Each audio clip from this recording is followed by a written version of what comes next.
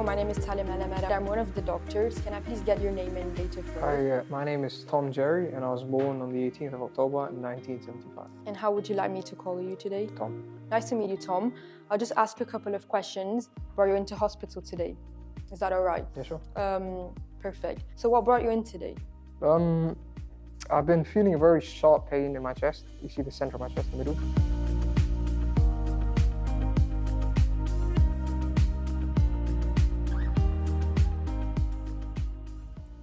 Yep. When did this start?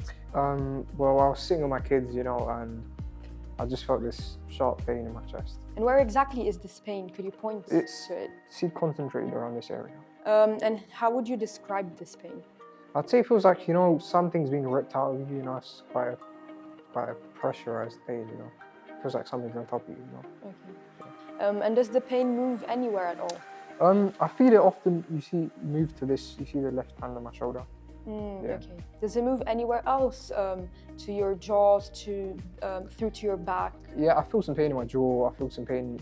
You see the middle of my back? It does move. Yeah. Okay.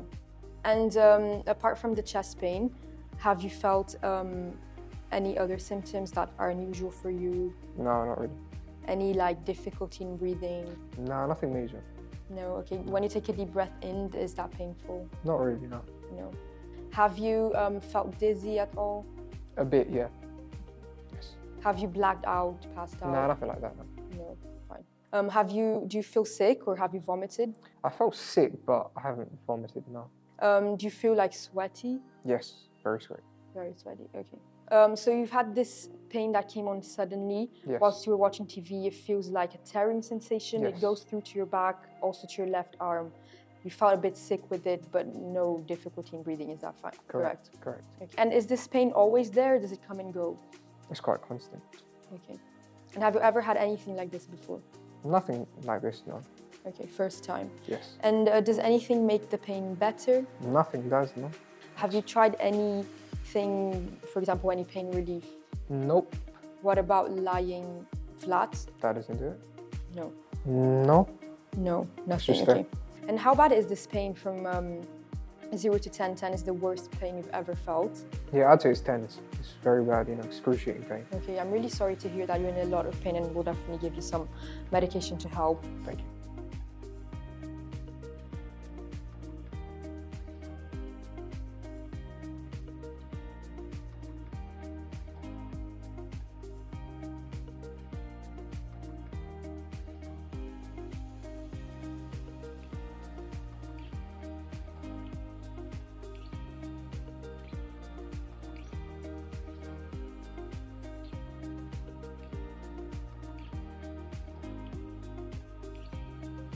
One in every 800 patients presenting with a critical acute coronary syndrome may have an underlying aortic dissection as the cause of their acute coronary syndrome or myocardial infarction. The next question is, if aortic dissection is the reason for acute coronary syndrome, which arteries is most commonly involved, the right or the left? The aortic dissection flap most of the time extend to the right coronary sinus, and there is an involvement in the right coronary artery. The inferior wall would be affected, and we'd observe the change of the ECG leads on 2, 3, and AVF. 96% of aortic dissection patients present with pain, but what happens to the remaining 4% of the patients? That's a real pain for a clinician. Do you have any medical problems at all that you see your GP for? I have high blood pressure. I've been taking a tablet for it, but I forgot the name right now. Okay, high blood pressure. Yeah. And apart from this high blood pressure, anything else? Previously, I went to the doctor, and we discussed the valve issue, but this is quite a while back, so, Okay. Do you see a doctor regularly for it? No? Okay, and you don't recall what valve they No. mentioned? Fine. And any connective tissue problems? Like a syndrome that runs in the family? My granddad did die from an aneurysm. Aneurysm, Yes. okay. And so, talking about your family history, apart from your grandfather, do you have any history of heart problems that run in the family? No history of heart problems. No, okay. You said high blood pressure. Do you take any regular medications? No. You don't take any medications for the blood pressure? I take a tablet for it that I don't know the name of. Okay, just this tablet for the blood pressure. Yeah. And do you have any allergies? No. No.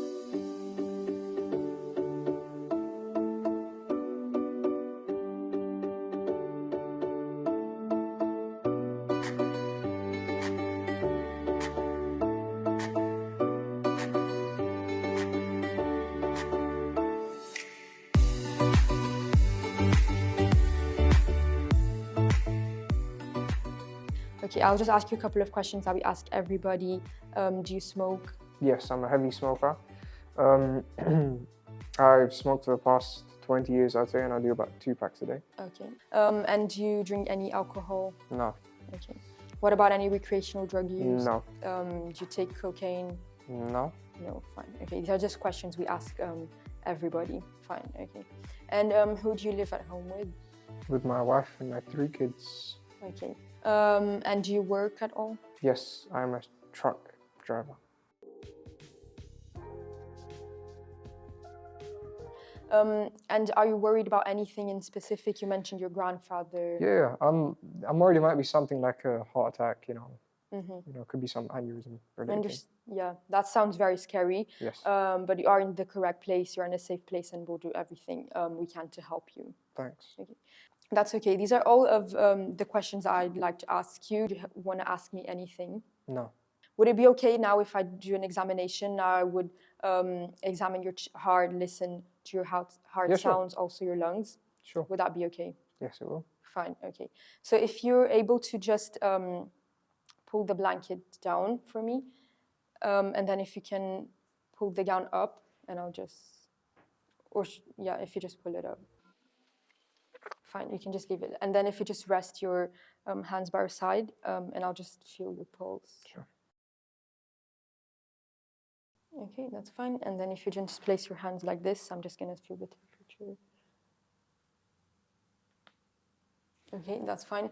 And then I'm just going to have a listen.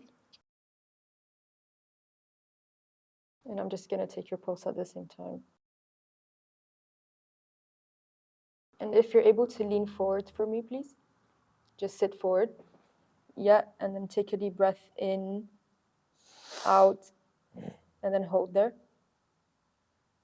Okay, that's fine, you can relax.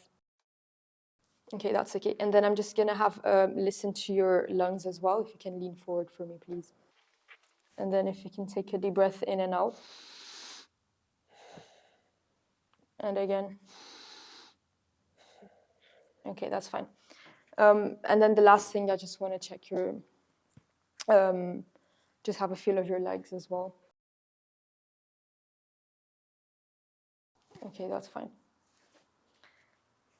When someone presents with aortic dissection and there are ECG changes in the patient with acute coronary syndrome, we need to examine the patient, especially when auscultating the patient's heart. We need to listen for new onset early diastolic murmur. It is because of a new onset aortic regurgitation murmur. We will request the patient to sit forward and inhale and exhale. In the breathing out phase, we listen for aortic regurgitation murmur on the left side in the third intercostal space, as this is the best place for listening aortic regurgitation murmur. So this completes the examination. What I think is going on with you, I think you have something that's called an aortic dissection. I'm not sure if you ever heard of it before, but it means the aorta is one of the main vessels that branch off the heart and supplies the rest of your body with blood, with oxygen and the nutrients. And I think there is a tear in this vessel, which is what's causing your chest pain and the symptoms you're having. So what we'll do next for you, I'll get my nursing colleague to get some basic observations from you, like your heart rate, your respiratory rate, check the oxygen levels as well. We'll get a set of bloods as well. We'll check any signs of inflammation, infection. We'll check your kidney function as well, and we'll check some of the markers, your heart markers, to see if there's any damage to your heart as of now. And then I'll also speak to the cardiology specialists, and we'll get a quick scan.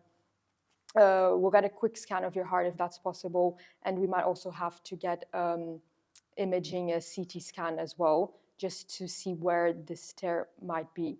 I'll also get a tracing of your heart, it's an ECG, and we'll see if there are any changes there that would suggest any damage to the heart as well. And then we'll take it on from there. Then, depending on what we find, you might need surgery today. 1 in 6 patients presenting with aortic dissection may have normal chest X-ray findings. The gold standard for diagnosing is CT scan. However, when CT scan is not available and contraindicated, transesophageal echocardiography is useful. In the bedside, transthoracic echocardiography is a useful test. And I know that it's a lot of information and things will happen very quickly, but you are in a safe place and we'll do everything we can. Thanks. Do you have any questions you'd like to ask? None at all, no. Okay. If a patient presents with acute coronary syndrome and if aortic dissection is the underlying cause, how do we treat those patients? Should we give them blood thinners? It is advised to consult your seniors before prescribe antiplatelets, including aspirin.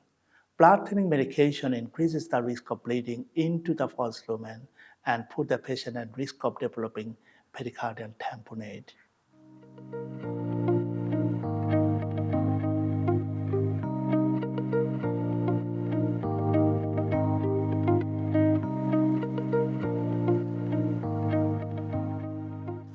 MONA is one of the commonly used mnemonics to remember the treatment and management of acute coronary syndrome.